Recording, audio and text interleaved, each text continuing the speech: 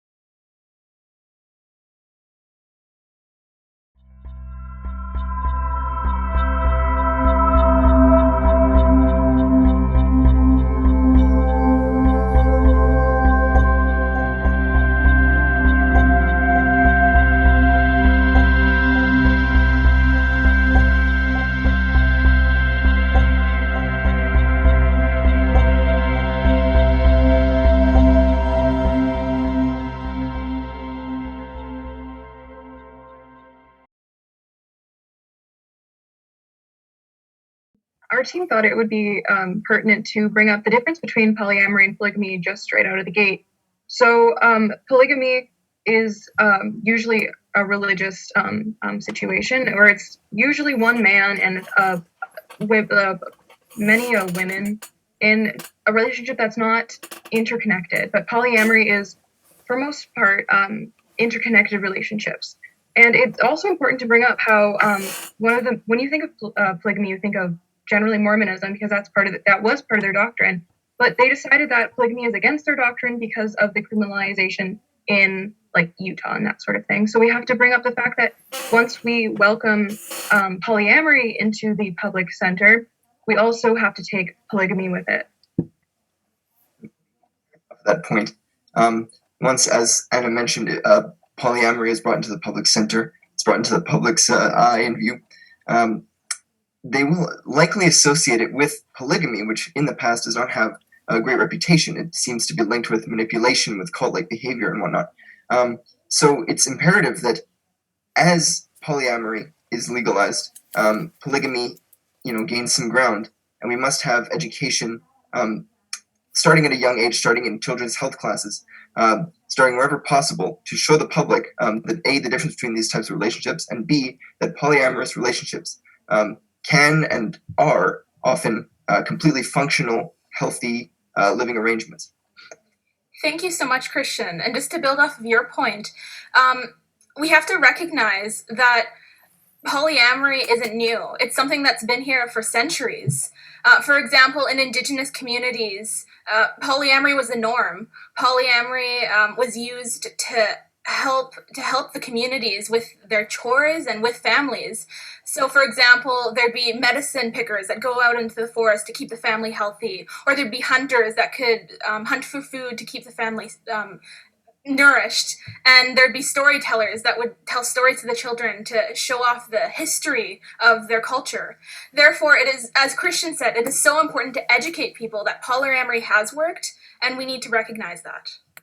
We must also recognize that it takes a village to raise a child. It takes a village to raise families, and their families look very different in a lot of different places. So we must consider that polyamory and polygamy aren't inherently bad. Yeah, thank you, Anna. Connecting back to Christian's point about how we need to start this education early, within that education, we need to make sure that we're approaching it with a sense of empathy and kindness, because monogamous relationships have been kind of the norm that everyone knows for the longest time. But society is changing and people are finally being comfortable coming out and living a life that they need to live for themselves. So from the beginning of this education, we need to make sure that we approach this with positivity and benefit of the doubt rather than villainizing the group from the beginning. Though, despite the fact that we should avoid villainization, we must also recognize that despite education and everything else, there may be times where these relationships become toxic, where they lead to divorce, where they lead to breakup, where they lead to manipulation. And of course, we've mentioned that this can happen more often in a polygamous relationship where there's someone with dominion over multiple other people, rather than polyamory, which is, of course, an interconnected network of people. We do recognize that with the legalization and the support of polyamory, polygamy would be able to continue this series of manipulation and whatnot. But of course, this education that we proposed will deal with that issue, as well as help with the villainization of polyamory along with it. We should also consider how these polyamorous people have to navigate and negotiate their way through this relationship without having many good role models or social supports. And since it's being expressed more in the world, and some people consider it to be a relatively new thing, it can be difficult to talk about this topic with friends and family and coworkers. It's rarely portrayed in the media, and some reality TV shows that show it focus more on an over dramatic aspect than actually exemplifying good relationship skills. And this is due to the intense social disapproval of polyamory. Right? There's many stereotypes and stigmatization surrounding it, and this can intimidate those interested in this relationship. And we also must talk about divorce and how when these two types of relationships come into the light and come into legality, we must ensure that in the matter of divorce, people are protected. Non-biological parents must be protected in getting custody over children, and especially for polygamy and polyamory. So thank you. Thank you very much. Okay, thank you. So Team A, I would invite you to confer for your commentary. You'll have 3 minutes, and then we'll see you back here to hear your commentary.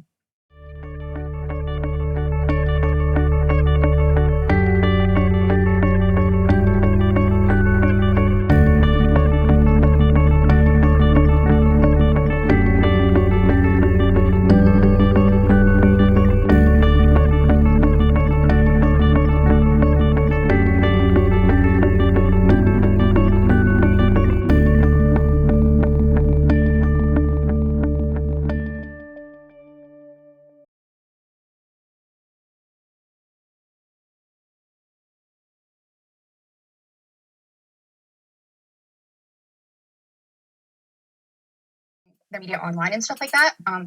Right now, since most people grew up with lots of Canadian media and CanCon sponsored media and stuff like that, it's not really being felt, but in the future it could be more potentially felt. But one important thing to be mentioned is that with Canadian issues, when you're in Canada, more issues that are happening domestically or provincially or even within your own municipality will affect you more than something internationally. And yeah, I'd like to pass it off to Bill. Yeah, so we would say this is kind of like a form of protectionism almost, where we're promoting certain things within our society that benefit our society specifically. We think in this case specifically, we think it's very beneficial because we don't want to end up like a country that does not care about democracy and only has it in like principle but not in practice. We want people to actually be engaged in the country's democratic processes in order for us to have a better society overall.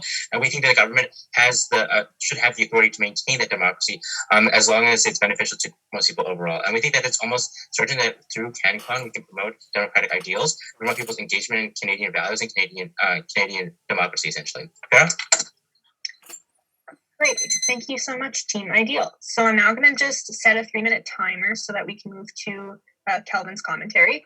Kelvin, you'll have 3 minutes in the control room. Please begin now. Great. Thank you, folks. Presentation was amazing. We just wanted to start first with accessibility, and like making governments be more transparent is very great, but how are we going to make that information transparent and accessible to people? Is that going to be over Twitter, making legislation more accessible? And what constitutes Canadian media? Because the CRTC has the Maple system to kind of see what kind of music is Canadian, but we were wondering what you would consider Canadian in like production of media and whatnot. Thank you. Building off of Anna's first point, we see this kind of widespread, not rejection, but young people are moving away from cable television, moving away from maybe not Netflix, but moving away from CBC and all of our central Canadian broadcasting systems. So do you think that there's any place in new media, in social media, in Twitter and Instagram, and especially in our algorithms, to include Canadian content in Canadian Discover pages, in Canadian identity, and in Canadian social media? Yeah, thank you, Christian. Our group, when discussing this, we thought we could implement some sort of geolocation advertising and content algorithm or system where when you put your information into your profile, as in where you are from, a percentage of the media that you see, not just advertising, but also like explore pages and content is from where you are. So you are practically forced to see media from where you are, and it's not completely blocking off any media from any other sources, so we're still allowing other media to interject into our feed, but we see more content that is Canadian, that is from Manitoba, from Winnipeg, etc. Thank you so much, Lily. And when our group talked about this subject, we thought that it was so important to bring up that that we have to incorporate local media. So do you guys think that it's important to bring in local media into these like Lily suggested, geolocation advertising? For example, it is so important to recognize that Black Lives Matter is a huge issue, and like we have to represent black people in the media more often. It's so important to go to these protests for Black Lives Matter, but when in our community, when a missing and murdered Indigenous woman named Tina Fontaine was murdered, there wasn't as many as people as in that protest as Black Lives Matter had. The number of people very much differed. So do you think that it's important to incorporate local media into this geolocation advertising? Great. Thank you so much, Kelvin.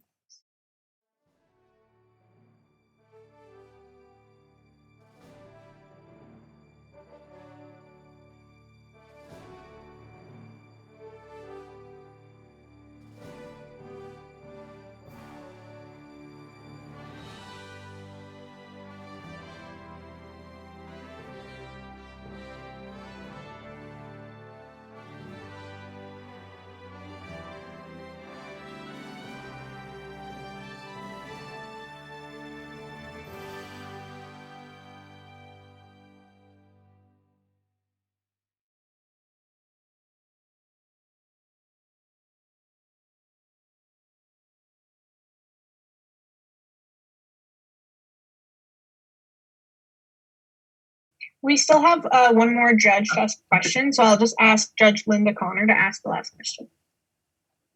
Thank you. It's a really interesting discussion about a topic that's in the news a lot lately. So I thanks to both teams. My question is, I really like how you just mentioned, you talk about skills and skill levels would be enhanced. And I'm wondering, how does sports in general, or what do sports in general have to gain or to lose if we keep things as they are, or if we follow the example of amateur sports changing things? Like, do we have more to gain or more to lose? Thanks. Thank you so much for this question. It's so interesting because in sport, there is a lot of sexism. And I think that if we stay the way we are, we're just going to keep having that sexism perpetuate throughout our lives. But by integrating everybody together, we not only get the diversity of skill, we get the muscling through your way through the competition, as well as the speed, the agility, and just the problem solving ability of different people. So we have so much more to gain. Even with having to rework, gerrymander all of the rules of every sport, we have so much to gain just by input of people, and just making things accessible obviously will bring in new input. And it's such a great thing to think about. And I'm very excited about it. Not only just enhancing skill, but also you'll